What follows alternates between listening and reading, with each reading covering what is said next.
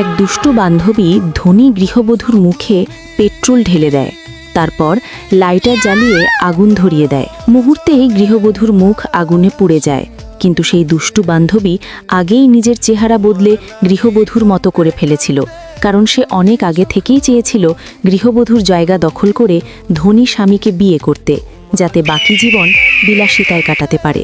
এরপর সে গৃহবধূ সেজে স্বামীর সঙ্গে ঘনিষ্ঠ হতে থাকে।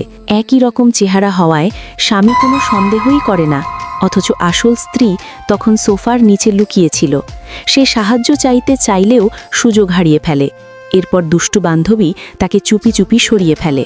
যখন ওই নারী আবার জ্ঞান ফিরে পায়, তখন সে নিজেকে খাদের কিনারায় দেখতে পায়। নিজের মতো দেখতে বান্ধবীকে দেখে সে বুঝতে পারে সে কত বড় বিপদে আছে।